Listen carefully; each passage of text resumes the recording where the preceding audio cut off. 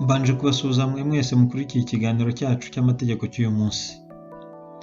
Nk'uko mubyibuka mu kiganiro cyacu nimero ya 13 twarebeye hamwe ibirebana n'inkomoko y'uburenganzira ku butaka dushobora kuba dutunze, aho twibazaga ikibazo kigira kiti: ese ubutaka utunze wabukuye he cyangwa se wabubonye ute? Tukaba twarabanje kurebera hamwe uko byari byifashe uhereye igihe cya mbere y'ubukoloni kugeza mu mwaka w'1994. Uyu munsi rero tugiye kurebera hamwe uko abantu bagiye bagira uburenganzira ku butaka uhereye igihe cya nyuma ya Jenoside yakorewe Abatutsi kugeza uyu munsi. Njye wateguriye iki kiganiro ndi Kayigi Kajuga Leon. Munyemerere mbanze nibutse ko twabonye ko mu bihe bya kera abantu bari baragiye batunga ubutaka mu buryo bw'umuco gakondo aribwo bukurikira: ubukonde, twabonye ko habaho n'abagererwa, ibikingi, inkungu, indeka, izungura n'ibindi. Twabonye kandi ko hari abandi bari baratujwe muri za peyizana, ndetse hakabaho n'abari batunze ubutaka hashingiwe ku mategeko yanditse yazanywe n'abakoloni. Ababo twibukiranye ko twabonye ko babaga bafite n'ibyangombwa by'ubutaka. Ibi rero byatumye mu Rwanda abantu batunga ubutaka mu buryo bunyuranye, kuko abenshi bari babutunze ku buryo bw'umuco gakondo, mu gihe abandi bake bari babutunze mu buryo bushingiye ku mategeko yanditse. Ubu tugiye kurebera hamwe uko byari byifashe inyuma ya Jenoside, twibaza tuti ese nyuma ya Jenoside yakorewe Abatutsi ubwo byari byifashe bite icyo gihe? Iyo urebye ibikubiye muri politiki y'igihugu y'ubutaka yo muri Gashyantare 2004 cyangwa se Politique nationale foncière mu Gifaransa, ubona ko ibibazo bishingiye ku burenganzira abantu bari bafite ku butaka ndetse n'amakimbirane yari abushingiyeho bitagabanutse nyuma ya Jenoside yakorewe Abatutsi, ahubwo byiyongereye. Nk'uko mubizi, icyo gihe nibwo abari barahunze mu mwaka w'1959 ndetse na nyuma yaho nibwo batahutse kandi badafite aho batura. Icyo gihe kandi nibwo habaye n'izindi mpunzi, haba imbere mu gihugu ndetse no hanze yacyo. Ibi byose rero byatumye havuka ibibazo birebana no gutuza abantu. Niyo mpamvu mu rwego rwo gukemura bimwe muri ibi bibazo, leta yafashe ingamba zo gusaranganya amasambu, cyane cyane mu turere twakiriye abatahutse benshi, ni ukuvuga Kibungo, Bugesera, Mutara ndetse n'ahandi. Ndetse icyo gihe habayeho no gutuza abantu mu midugudu mu bice binyuranye by'igihugu. Ku buryo bw'umwihariko rero, ibirebana no gutuza abantu mu midugudu yari imwe mu ngamba z'imyaka 7 nk'uko tubisanga ku rupapuro rwa 10 rwa politiki y'igihugu y'ubutaka yo mu mwaka w'2004, aho bagira bati: gahunda ya guverinoma y'u Rwanda mu rwego rw'ubutaka izibanda kuri ibi bikurikira. Mukurikire tugiye kureba ibivugwa ahangaha, harimo byinshi ariko turavuga kuri 2 gusa. Icya mbere kivugwamo ahangaha ni uko imwe mu ngamba ni ukwemeza gahunda zo gutuza abantu mu midugudu iboneye kandi ifite ibyangombwa by'ibanze by'amajyambere, bigashyirwa mu ngengo y'imari. Aha bivuga ko muri iyi politike y'igihugu y'ubutaka, zimwe mu ngamba z'imyaka 7, kimwe muri byo kwari gushyiraho uburyo bwo gutuza abantu mu midugudu kandi ifite ibyangombwa byose by'iterambere. Ibyo bigateganywa mu ngengo y'imari y'igihugu kugira ngo bibashe gukorwa. Iyo ikaba yari ingamba ya 5, mu gihe ingamba ya mbere yo kwari ugushyiraho itegeko ngenga rigenga imikoreshereze n'imitunganyirize y'ubutaka n'andi mategeko n'amateka arishamikiyeho n'uburenganzira, bikagaragaza uburenganzira n'inshingano n'ibihano. Ibyo bikaba muri iryo tegeko, ariko ibi ntibyatinze gushyirwa mu bikorwa kuko muri Nyakanga 2005 hasohotse itegeko ngenga nimero 08/2005 ryo kuwa 14 kwezi kwa 7 2005 rigena imikoreshereze n'imicungire y'ubutaka mu Rwanda. Iri tegeko rero ryaje rikenewe cyane kuko ryazanye ibintu byiza kandi riza rikemura ibibazo. Ubu tugiye kurebera hamwe ese ibintu byiza byazanywe n'iri tegeko ni nk'ibihe. Ikintu cyiza cya mbere cyazanywe n'iri tegeko ryo muri 2005, ndavuga itegeko ry'ubutaka, ni uburenganzira bungana ku butaka nta vangura iryo ari ryo ryose. Ibi tubisanga mu ngingo ya 4 ishyiraho ihame ry'uko umuntu wese ku giti cye cyangwa se ishyirahamwe rifite ubuzima gatozi bemerewe kugira uburenganzira ku butaka no kubukoresha mu bwisanzure. Iyi ngingo irakomeza ikagira iti: ivangura rishingiye ku gitsina, ku nkomoko n'irindi iryo ari ryo ryose mu byerekeranye no gutunga ubutaka cyangwa se kubugiraho uburenganzira rirabujijwe. Ikindi gikomeye rero kiri kuri iyi ngingo ni uko umugabo n'umugore bafite uburenganzira bungana ku mutungo w'ubutaka.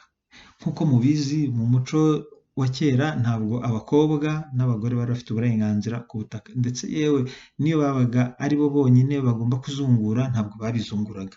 Wari umwihariko w'abagabo n'abahungu gusa. Iri tegeko rero ryazanye ihame ry'uko ubutaka yaba umugore yaba umugabo babufiteho uburenganzira. Ibi nanone bishimangirwa n'itegeko ry'ubutaka ryo mu 2021 ari naryo rikurikizwa ubu, kuko riteganya mu ngingo yaryo ya 5 ko ivangura iryo ari ryo ryose ku byerekeranye no kubona ubutaka no kugira uburenganzira bwo kubutunga bibujijwe. Ariko ryo ryongeraho ikindi kintu, riragira riti uburenganzira ku butaka bw'abashyingiranywe buterwa n'uburyo bw'imicungire y'umutungo bahisemo. Iteko ryo muri 2004 ryabanje kuzana ihame ry'uko umugabo n'umugore bafite uburenganzira bungana ku mutungo w'ubutaka. Iri ryo muri 2021 ntabwo ryabikuyeho, ariko ryo ryaje no gusobanura ko umugore n'umugabo bafite uburenganzira bungana ku butaka, ariko ubwo burenganzira ku butaka buterwa n'uburyo bw'imicungire y'umutungo bahisemo. Ibi bisobanura iki? Muribuka mu biganiro biheruka aho twagiye tuvuga ku birebana n'imicungire y'umutungo w'abashyingiranywe. Aha ngaha hari uburyo butatu: ivangamutungo rusange, ivangamutungo w'umuhahano n'ivanguramutungo risesuye.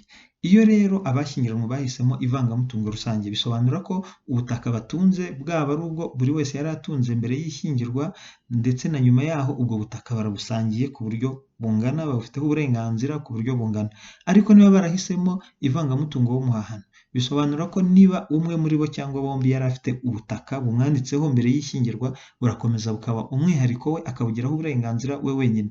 Ariko bwa bundi baguze cyangwa bahashye bari hamwe nyuma y'ishyingirwa, ubwo butaka barabusangiye 50%, babusangiye ku buryo bungana. Nanone iyo abashyingiranywe bahisemo uburyo bw'ivanguramutungo risesuye, mwahisemo kuvangura ibintu byose, icyo gihe buri wese agira uburenganzira ku butaka bumwanditseho.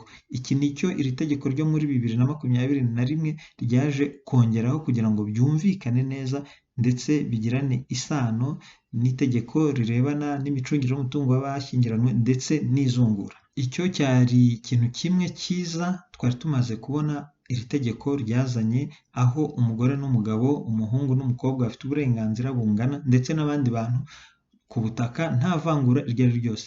Ikindi cya kabiri rero tugiye kurebera hamwe ni uko iri tegeko ryahaye agaciro ubutaka abantu batunze ku bw'umuco. Nk'uko twabivuze haruguru, abantu benshi bari batunze ubutaka butabanditseho, mbese nta byangombwa babufitiye. Muri icyo gihe ntibashoboraga kububyaza umusaruro nk'uko bikwiye, ntibashoboraga nko kubutangaho ingwate muri banki n'ibindi. Itegeko ry'ubutaka ryo muri 2005 ryaje guha agaciro ubutaka abantu bari barabonye mu buryo bunyuranye, maze bakabugiraho uburenganzira bungana nta busumbane bushingiye ku buryo babubonyemo. Ibi icyo bishaka gusobanura, muribuka ko twabonye ko hari abari bafite ubutaka bubanditseho kuko bugengwa n'amategeko, ababufite ku buryo bw'umuco bukaba butabanditseho. Iri tegeko rero ryaje kubihuza byose. Ni ukuvuga ngo waba warabonye ubutaka mu buryo bw'umuco, indeka, ari igikingi se, ari isaranganya, ari umurage cyangwa se izungura ryabaye mu rwego rw'umuco, ibyo bitari bikwanditseho, bitagengwaga n'amategeko, iri tegeko ryazanye ihame y'uko uko waba warabonye ubutaka kose, ubu noneho bigengwa n'iri tegeko ryo muri 2005, wemerewe kubwandikwaho, wemerewe kubukoresha ibindi byose nk'undi wabubonye kuri ya mategeko yanditse cya gihe cy'abakoloni. Ibi rero nabyo tubisanga mu ngingo ya 7 y'itegeko ngenga nimero 08/2005 ryo kuwa 14 kwezi kwa 7 2005 rigena imikoreshereze n'imicungire y'ubutaka mu Rwanda, aho rigira riti: iri tegeko ngenga rirengera ku buryo bungana uburenganzira ku butaka bukomoka ku muco n'ubukomoka ku mategeko yanditse. Aha bije gushimangira ibyo twavuze haruguru, aho iri tegeko rije kurengera ku buryo bungana uburenganzira ku butaka, bwaba ubukomoka ku muco cyangwa se ubukomoka ku mategeko yanditse. Mu magambo make, guhera muri 2005 iri tegeko rikimara gutangazwa mu igazeti ya Repubulika y'u Rwanda, umuntu wese utunze ubutaka yahise abutunga ku buryo bw'amategeko yanditse nubwo yaba yarabubonye ku buryo bw'umuco. Aha iri tegeko rikomeza rigira riti: abafite ubutaka bukomoka ku muco ni abantu bose baburazwe n'ababyeyi babo, ababukebewe n'ubuyobozi bubifitiye ububasha, cyangwa se ababubonye ku bundi buryo bwose bwemewe n'umuco w'igihugu, haba igura, impano, ingurane n'isaranganya. Murumva ko ibi bintu ari byiza iri tegeko ryazanye, kuko ibyo bitahozeho. Abo cyane cyane ku bari batunze ubutaka ku buryo bushingiye ku muco gakondo budashingiye ku mategeko. Nyuma rero yo gusobanukirwa ibi byose dushingiye ku byo twavuze muri ibi biganiro byombi, ni ukuvuga ikiganiro nimero ya 13 n'ikiganiro nimero ya 14 aricyo iki, aho twibajije tuti ese ubutaka utunze wabukuye he cyangwa se wabubonye ute? Naho rero ubu wamaze gusobanukirwa aho ukomora ubutaka, ushobora kumenya ese ubutaka ntunze ese ni igikingi, ni inkungu, ni igisigara, ni ugukeberwa n'ubuyobozi. Ushobora kuba waratujwe mu mudugudu, ushobora kuba warabonye igihe cy'isaranganya, ushobora kuba warazunguye, ushobora kuba warabuguze, ushobora kuba ari impano.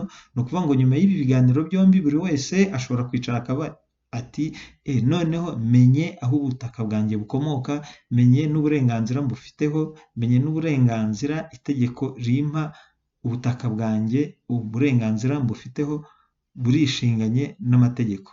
Muri make kwari kugira ngo buri muntu wese amenye hari ibintu tuba dutunze, hari ibintu tuba dufite, hari ibintu tubona ariko tutazi icyo amategeko abivugaho. Rero ahasigaye nk'uko bisanzwe, uwaba afite ikibazo cyangwa igitekerezo ashaka kutugezaho yabikora abinyujije kuri aderesi zacu abona kuri screen ye. Mwakoze kubana nanjye muri iki kiganiro, nari Kayigi Kajuga Leon, ahasigaye mugire amahoro y'Imana.